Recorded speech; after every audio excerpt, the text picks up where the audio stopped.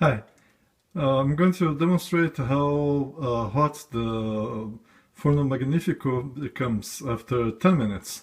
So I put it on top of my stove because I have a light up there, and you can see the clock on the back, and it gets really hot, so better to have something that can suck the smoke in case there's any smoke.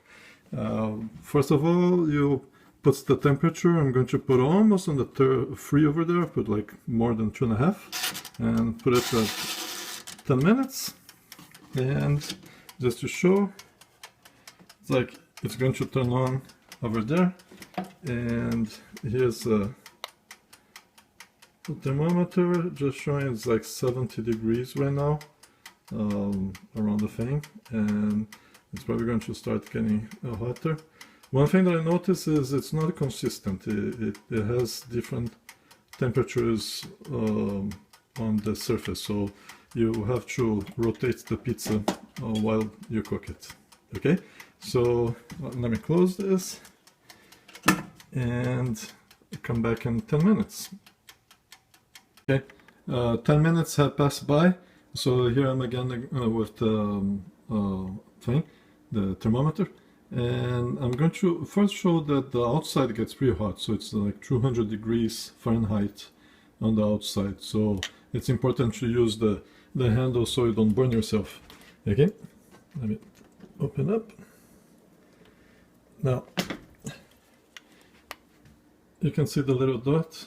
It shows like 400, 500 degrees, 560, 570.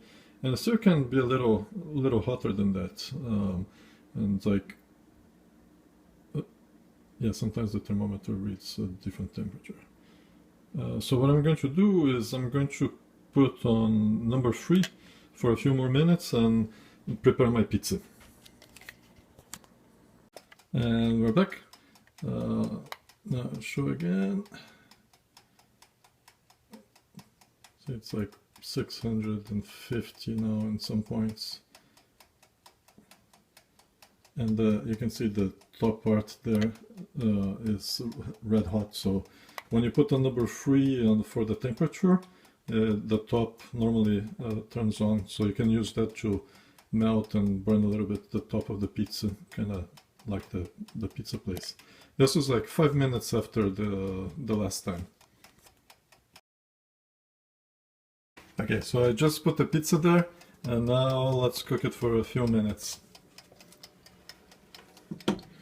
I didn't put the toppings yet because I like to give like 3 minutes with all the topping, and then 3-4 minutes depending on how much it looks like with the topping, so that the cheeses don't dry up too much. And when I put the cheese, I also rotate the pizza so that it cooks evenly, because as you saw, the temperature is not consistent across the surface. Okay, I put the topping, rotated the pizza, and now I'll cook for 3-4 minutes more. And you can see the crust is already getting nice and the pizza puffed up a little bit. So after a few more minutes, 3 minutes, the pizza is nice and already beginning to toast on the sides, and the cheese is all melted. I'll leave a little bit more because I like mine crusty. The pizza is done. You can see that it cooked very well, even in the bottom, hot. And the oven is off now, and you can see by the time I took it off and so on, it's still 400 and something.